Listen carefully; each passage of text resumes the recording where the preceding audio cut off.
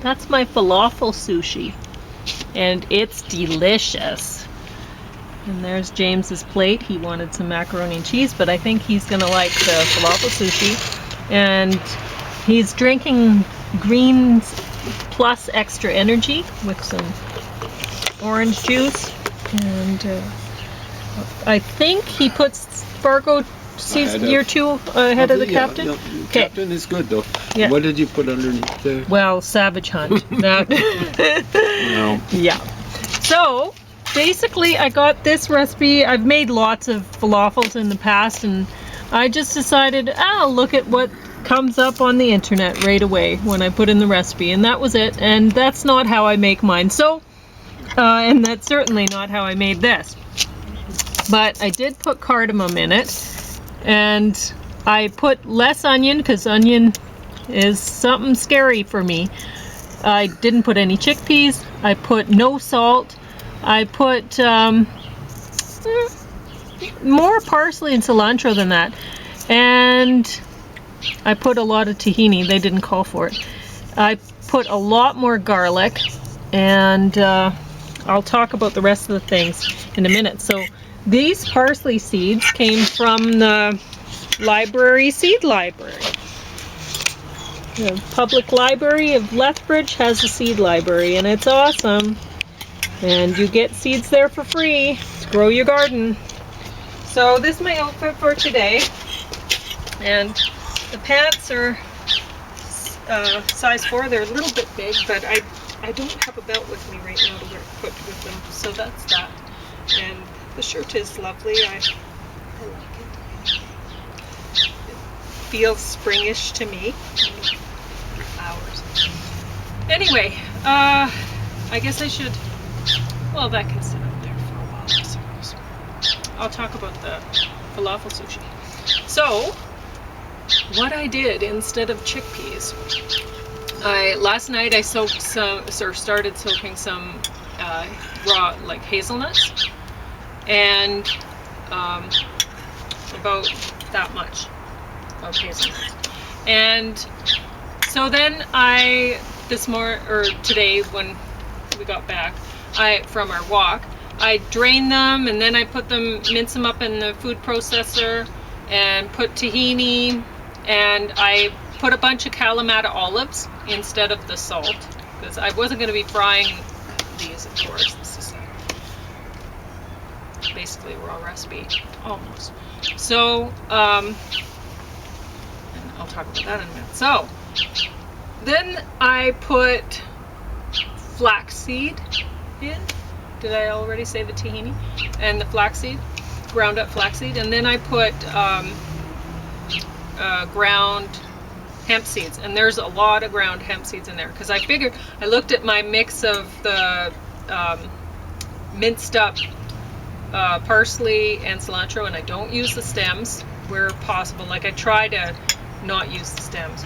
There's some stems get in, but anyway, so I looked at all that mix and I remembered something that maybe, I guess it must have been 30 years or so ago. I made a batch of falafels, and my sister's boyfriend at the time, he came over to have some, and he said lots of green. That's the way it should be. and I agreed. Yeah, lots of green.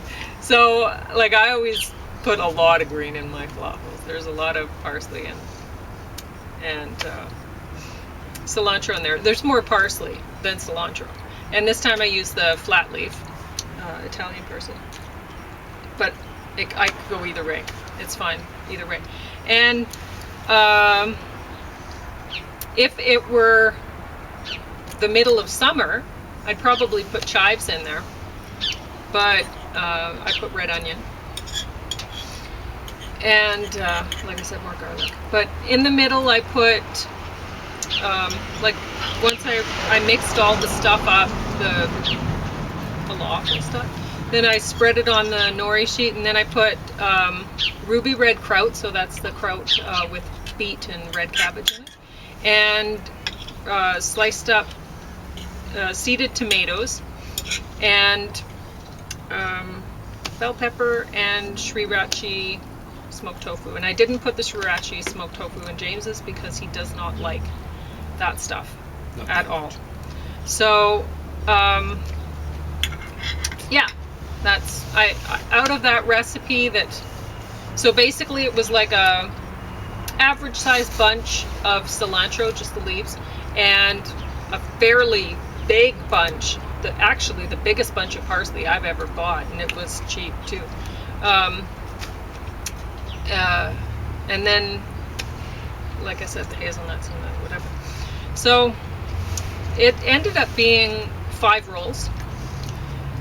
I will either put this recipe down in the details for this video or on my mountainbrideblog.wordpress.com blog page, web page. So for this post. So either way, I might go with the web page thing, putting it into the post, because I want to put in a table showing the basically the nutrients for this sushi, because it's amazing. It's an amazing recipe. This one has a really good fat profile and protein profile and not a lot of carbs. It's awesome. So yeah, James will take it from here, I guess. Or what do you think about it? You just ate one, right? I ate 3. You ate 3. So. And I have a little trouble with my esophagus, but very good stuff. Good. I think these might be your best. So. They're good. But it's hard to fail with falafel. Even though, I mean, I've really monkeyed with it to make it a very different, nobody would recognize this as a falafel, I don't think. But I don't even recognize it in the sense of the taste or texture. All I know is it tastes good. Yeah, I was dreaming this one up for weeks, actually, before I made it. I was thinking, oh yeah, that'd be good to put that in there and that. Yeah, so anyway, so yeah, really, if I wanted to make this raw vegan, I guess instead of just vegan keto, so raw vegan keto, if I wanted to do that, then I wouldn't be able to use the toasted hemp seeds that I ground up. But aside from that, I think it's good to go anyway. But whatever. And healthy. Healthy, delicious. And yeah. So go ahead with talking about the movies. I'm going to put this. How do you find this? I don't know about Savage. You just drank the juice. Can you talk about Savage? Okay.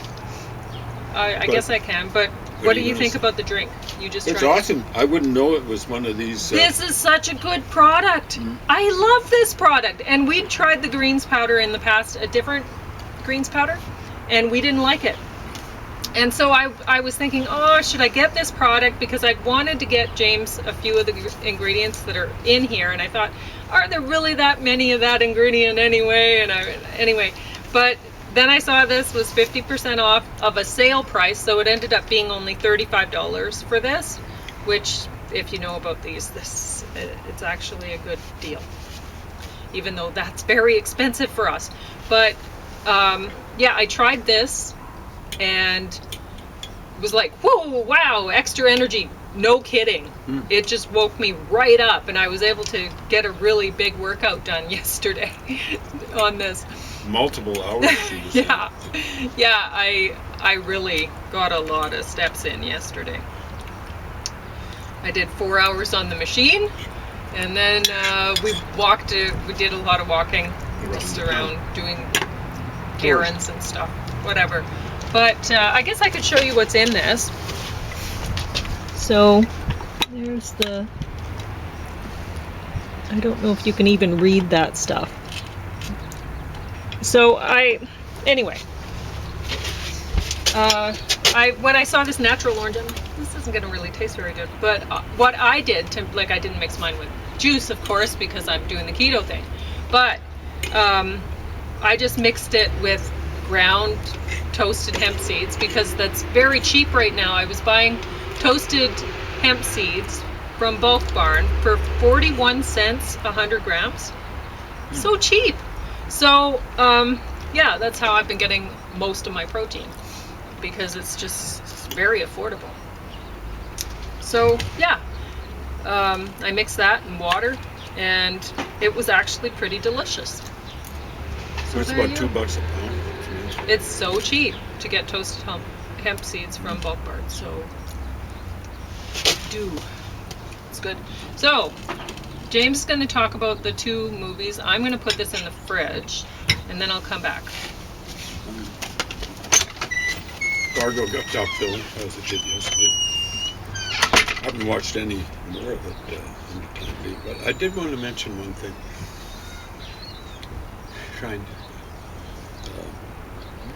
I'll try not to repeat too much of what I was saying yesterday.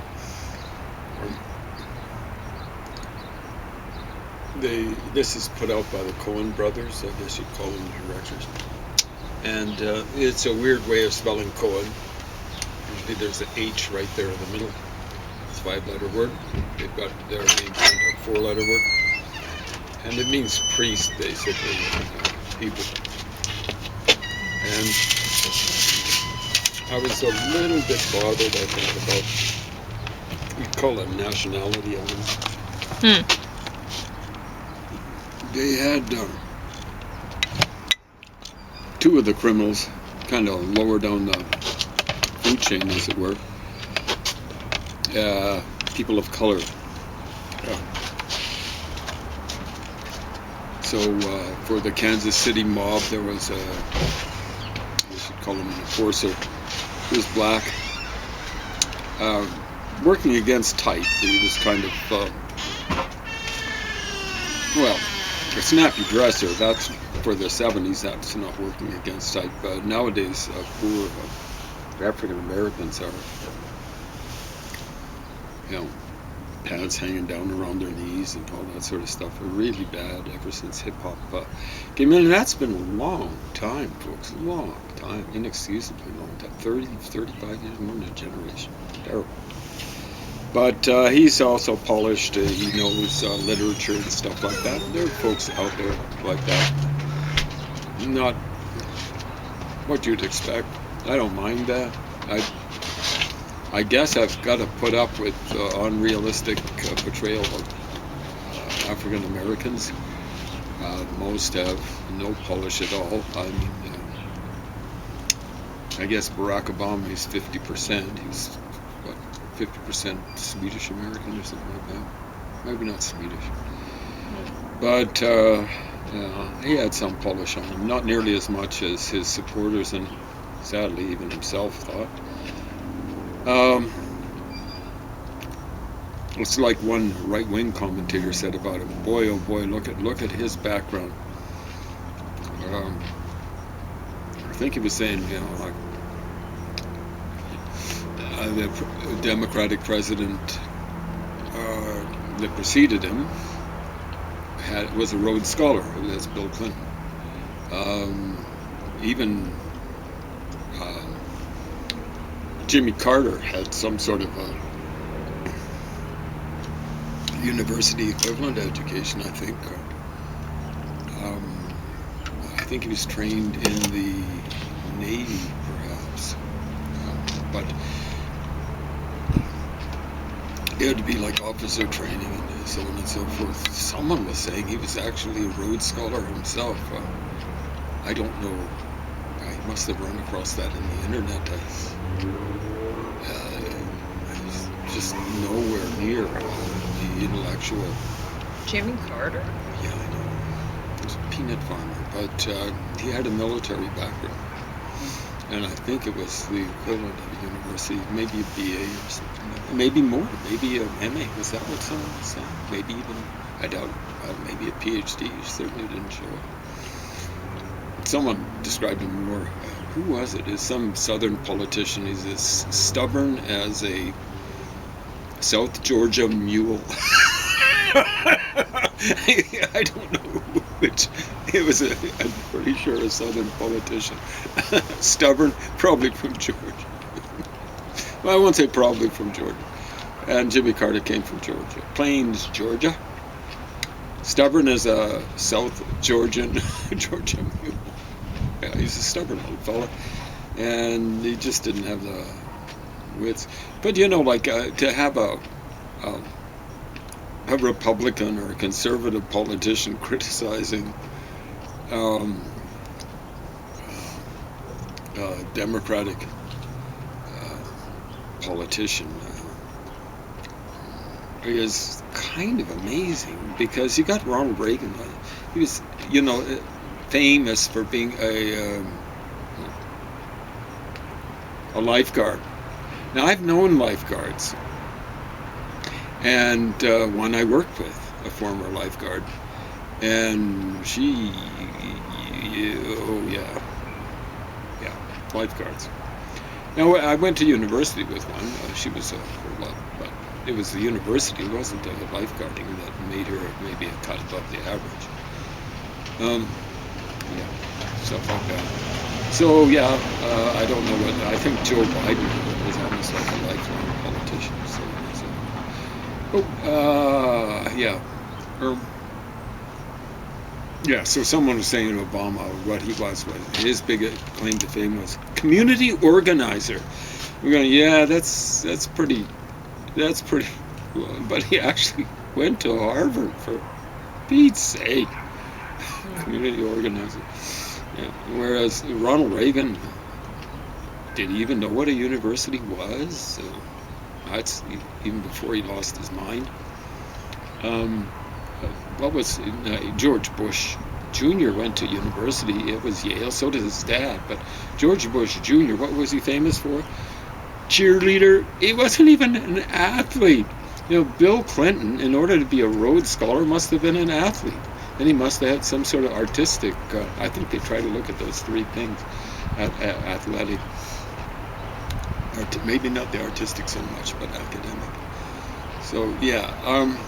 And then there was the indigenous fellow. I think they call them Indians still in the United States. Mm-hmm. And he was, again, kind of like an underling for the local mob in this area. I don't know, were they working out of Fargo or Sioux Falls, or was it? I found it hard to say. I'm trying to figure out the geography. There were so many different places.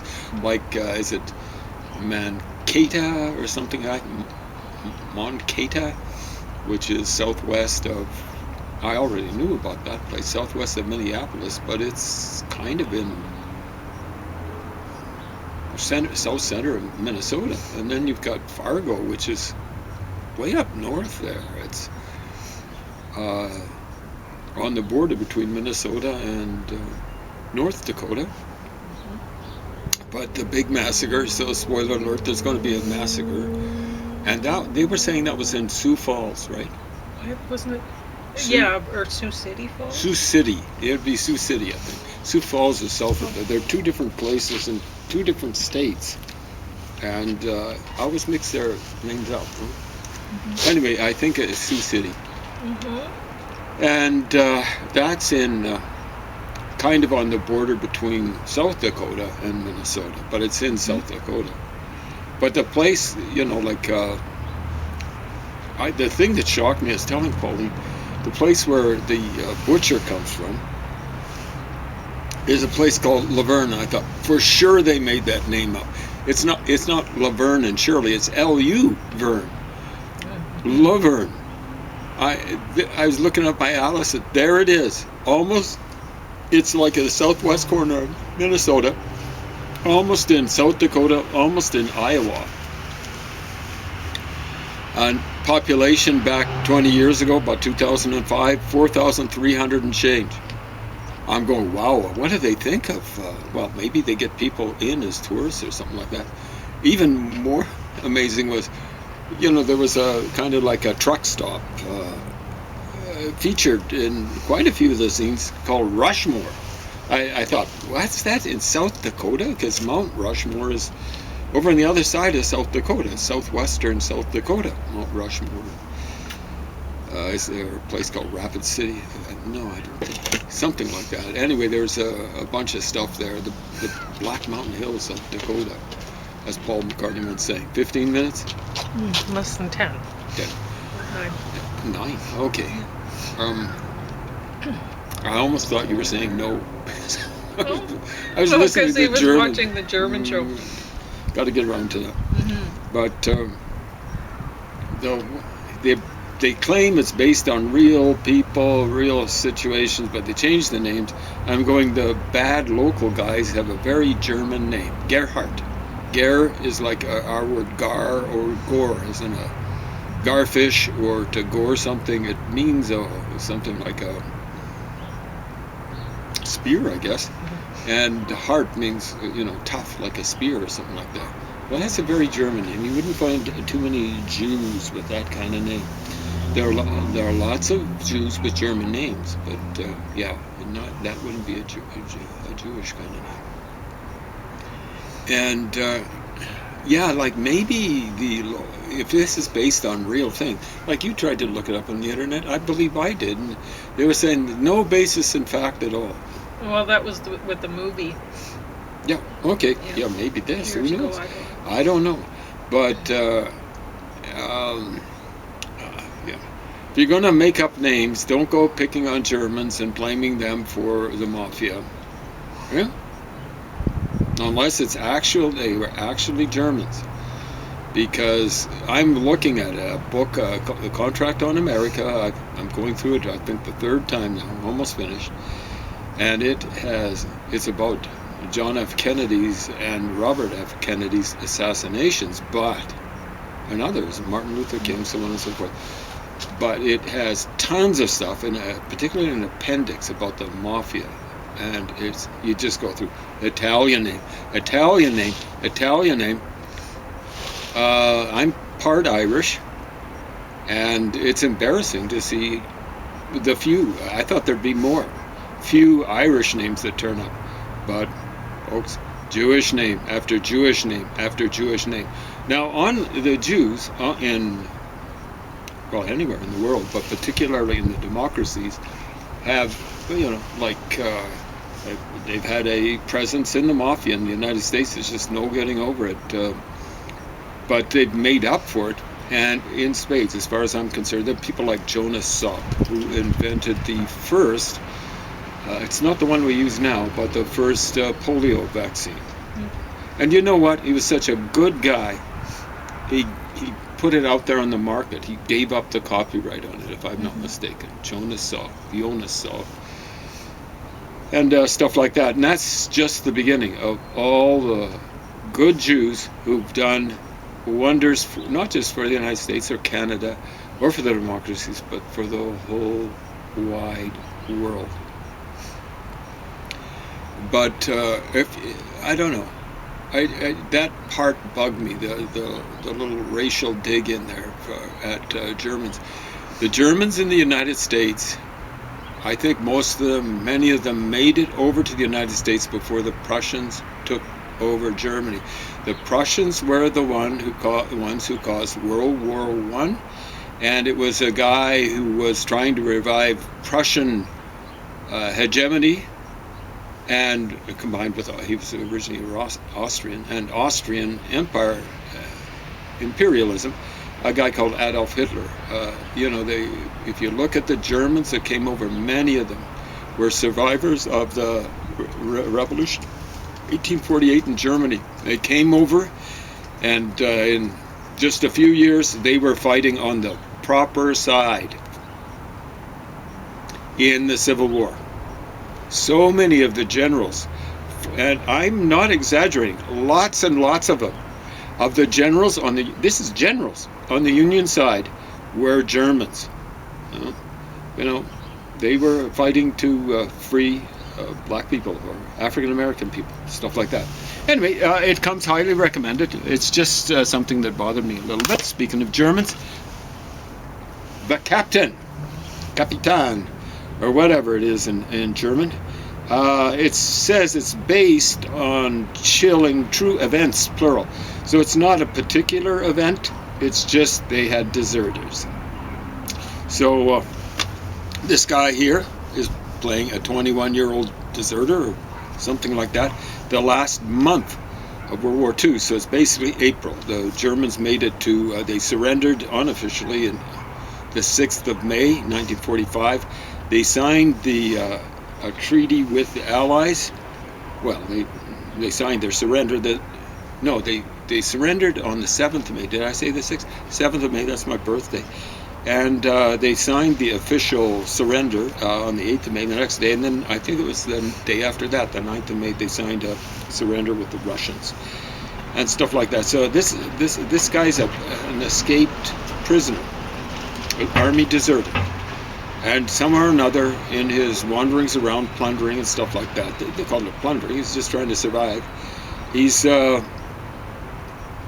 runs across an officer's